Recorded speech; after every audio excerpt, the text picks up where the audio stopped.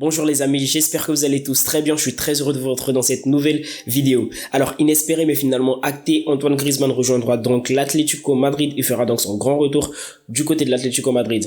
Un prêt de 1 an plus une année en option et un prêt avec option d'achat obligatoire de 50 millions d'euros, dont 10 millions à payer maintenant pour le prêt et 40 millions lorsque l'option d'achat obligatoire sera levée, soit dans 1 an ou soit dans 2 ans, si une année en option, l'année en option de plus est levé par l'Atlético Madrid.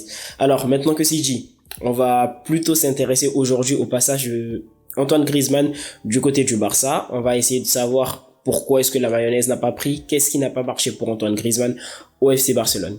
Alors dans un premier lieu, ce qui est surtout primordial à lever et ce qui est le plus évident, c'est le profil d'Antoine Griezmann.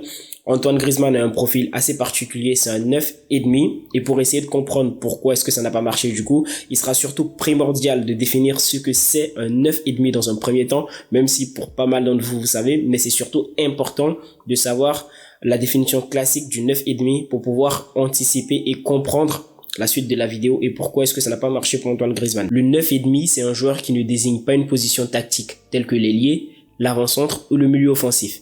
C'est un profil particulier évoluant soit en tant que milieu offensif ou en accompagnement d'un vrai neuf dans le cadre d'une attaque à deux. On désigne généralement comme 9,5 un milieu offensif dont les qualités de footballeur se relèvent plus proches de l'attaquant finisseur que du milieu organisateur. L'objectif final de ce joueur se démarque donc du milieu offensif classique pour se rapprocher de celui de l'attaquant. C'est ce profil particulier de milieu de terrain se comportant comme un attaquant supplémentaire qui abouchera au choix de l'expression de 9,5. 9 étant le numéro traditionnellement attribué à l'avant-centre. Ce qui va surtout nous intéresser dans le cadre de notre vidéo, c'est surtout cette partie et la plus intéressante à retenir. Le profil bâtard de ce joueur rend délicat son implantation dans les dispositifs tactiques classiques.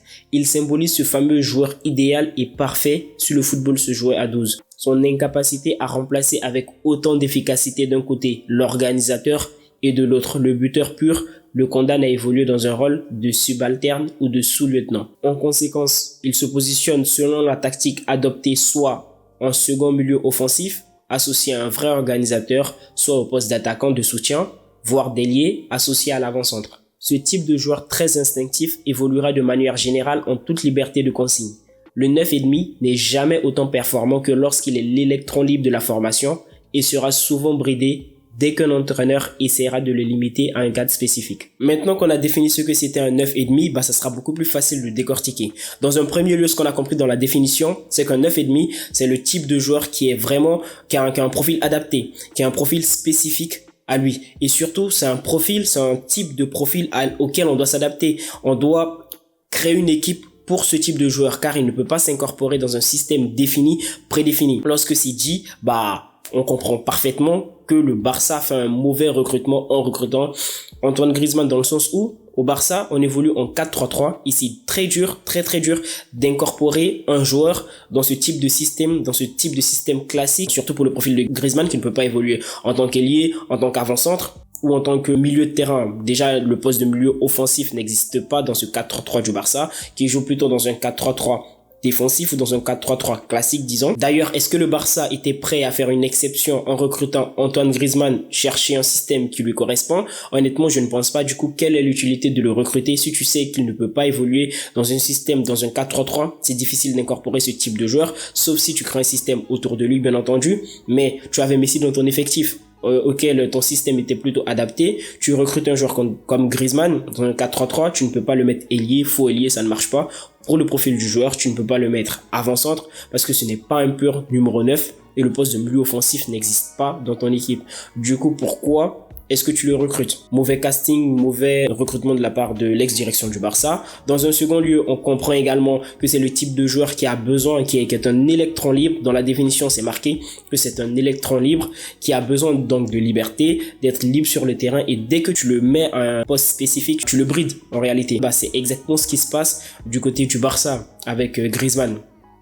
Lorsqu'il évoluait bien entendu du côté du Barça, c'est exactement ce qui se passait. Tu as Messi qui est l'électron libre de l'équipe, qui est le seul joueur pour qui ton système est adapté, et bah Griezmann n'a plus cette liberté, tu es obligé de le mettre dans un rôle spécifique, c'est-à-dire faux ailier gauche, faux ailier droit, bah il est quand même cantonné à un rôle précis. Lorsque tu donnes des consignes spécifiques à ce type de joueur, lorsqu'il n'est pas libre, bah tu le brides et tu l'empêches de pouvoir évoluer au plus haut niveau ou de te donner tout l'apport qu'il peut avoir. Pas mal de personnes pensaient qu'avec le départ de Messi, ça allait libérer Griezmann et il allait être beaucoup plus libre sur le terrain, il allait avoir le temps et les moyens de s'exprimer sur le terrain. Bah il en est rien du tout. On peut aussi ajouter à cela l'arrivée de Depay qui honnêtement aujourd'hui est le leader offensif de cette équipe. Bah Antoine Griezmann ne se retrouve pas, n'apporte pas ce qu'il doit apporter au Barça, ne peut pas être incorporé dans un système, dans ce système là en 4-3-3. Tu ne veux pas changer de système pour lui, tu ne veux pas mettre un système en disposition pour Antoine Griezmann. Du coup ça ne va pas dans les deux sens. Un joueur qui ne peut pas s'incorporer dans un système et un système qui ne veut pas s'adapter à un joueur, bah ça ne marche pas. Ça ne peut pas marcher et c'était difficile pour Antoine Griezmann de s'imposer ainsi du côté du Barça. Pour revenir au système de jeu du Barça, historiquement le Barça a toujours évolué dans un 4-3-3. Le Barça ne joue pas avec deux attaquants, ne joue pas dans un système par exemple en 4-4-2 comme c'était le cas pour Griezmann à l'Atlético Madrid. C'est déjà arrivé que le Barça joue dans un système avec deux attaquants en 3-5-2 l'année dernière par exemple, avec Messi et Dembélé, mais c'est quelque chose qui ne s'est pas passé longtemps et surtout dans ce système Antoine Griezmann ne pouvait pas évoluer parce que c'est le genre de joueur également qui doit évoluer dans une attaque à deux avec un vrai numéro 9 en sa compagnie. Et il doit être l'électron libre de cette équipe-là. Avec Messi, c'était pas possible. Il pouvait pas être l'électron libre de l'équipe. Sans Messi, il peut être le leader de l'effectif. Il peut avoir un rôle libre. S'adapter à Antoine Griezmann, c'est surtout modifier tout ton effectif. C'est beaucoup plus facile de sortir un joueur d'un effectif que de s'adapter à un joueur. Et aussi, ce qu'on peut rajouter, c'est l'identité forte qu'a l'équipe du Barça et aussi l'effectif de l'Atlético Madrid. Antoine Griezmann a joué dans des effectifs avec des identités de jeu très fortes. Je vais essayer de caricaturer, mais du côté du Barça, l'identité de jeu, bah, c'est un jeu de position. Du côté de l'Atlético, c'était plutôt des transitions rapides. Antoine Griezmann a fait 5 ans de sa vie, de sa carrière, du côté de l'Atlético Madrid, en compagnie de Simeone, avec qui il était vraiment bien. Il avait un système pour lui, un système qui marchait. Il était le leader offensif de cette équipe-là. Et il a assimilé, il a incorporé à sa manière de jouer le système de l'Atlético Madrid et le jeu de position, le jeu de transition rapide. Dès la récupération de la balle, se projeter vite vers l'avant. C'est la même chose ce qui se passe en équipe de France. En gros, il a vécu pendant 5 ans à avoir un système de jeu propre à lui et le changement quitter des transitions rapides au Barça qui joue un jeu de position, un jeu plus calme, plus lent, bah, c'était beaucoup plus difficile d'assimiler ce changement brutal. C'était possible bien entendu parce qu'il a quand même une grande intelligence tactique, mais c'était difficile parce qu'il n'a pas le profil et surtout parce qu'il s'est adapté à un système et changer d'un système à un autre, surtout en deux équipes qui ont deux identités de jeu très fortes et surtout très très différentes, contraires les unes les autres, bah c'était aussi difficile pour Antoine Griezmann de pouvoir s'adapter à ce système-là. D'ailleurs, lorsqu'il vient au Barça, il quitte une équipe où il est le leader offensif numéro 1. Quand il vient au Barça, ce n'est pas le leader offensif numéro 1. Il est derrière Messi dans la hiérarchie, c'est sûr, c'est indéniable. Il quitte une équipe qui a un système fait de telle sorte qu'il soit à l'aise, qu'il soit dans les bonnes conditions, qu'il occupe le rôle de 9,5 qu'il peut avoir de base. Bah, au Barça, ce n'est pas le cas. Il vient dans un système déjà établi. Il vient dans un système où il doit s'adapter. Ça change tout. D'ailleurs, l'identité de jeu forte du Barça et de l'Atlético qui ne sont pas du tout pareils, qui sont complètement opposés. Donc, les conditions ne sont vraiment pas réunies pour que Antoine Griezmann puisse réussir du côté du Barça. Attention, je ne caricature pas en disant qu'un 9,5 ne peut pas réussir du côté du Barça. En tout cas, ce n'est pas un profil adapté à une équipe comme le Barça qui évolue en 4-3-3. Il faut souvent des profils beaucoup plus adaptés, comme un 9,5 pouvant évoluer sur les ailes, un 9,5 capable de percuter, capable de dribbler. Le départ de Griezmann, c'est surtout un bon choix pour toutes les parties. C'est un choix gagnant pour le Barça, pour l'Atlético et même pour Antoine Griezmann. Je m'explique. Et aussi, on va parler de ce que perd le Barça quand même en perdant Griezmann. C'est important d'évoquer cela. Alors, dans un premier temps, le Barça gagne énormément parce que déjà, tu allèges ta masse salariale qui était énorme et quand on connaît la situation économique dans laquelle tu étais, c'était primordial de baisser ta masse salariale. En tout cas, Antoine Griezmann, 34 millions d'euros bruts annuels, c'est énorme dans ta masse salariale, le plus gros salaire de ton effectif qui ne t'apporte quasi rien, pour être tout à fait honnête. Du coup, tu te débarrasses d'un gros salaire d'un joueur que tu es allé chercher 120 millions d'euros, qui ne t'apporte rien dans ton effectif, qui n'a pas le profil adapté, bah, ce n'est que bénéfique pour toi. Tu libères une place dans ton effectif pour un jeune joueur. Je pense notamment à Demir ou même peut-être d'autres joueurs, je ne sais pas, mais tu libères une place dans ton effectif. Du coup, voilà, Antoine Griezmann, départ, bah, inéluctable et très bon choix de la part de Laporta et du Barça. Tu perds juste un joueur, mais un joueur lambda de ton effectif, malgré toutes ses qualités. Tu renforces certainement un concurrent direct. D'ailleurs, on va en parler. Tu renforces un concurrent direct, mais ce n'est pas l'heure de penser à ça parce que toi, tu es dans une situation économique difficile où tu as le plus gros salaire de ton effectif qui n'est pas le meilleur joueur de ton effectif et qui ne t'apporte rien. Bah, du coup, il faut déjà penser à toi parce que tu ne vas pas couler en ayant peur de renforcer un concurrent en Liga. Bah, vaut mieux renforcer un concurrent en Liga et éviter que tu coules que de garder un joueur avec qui tu vas couler juste pour éviter de renforcer un concurrent en Liga.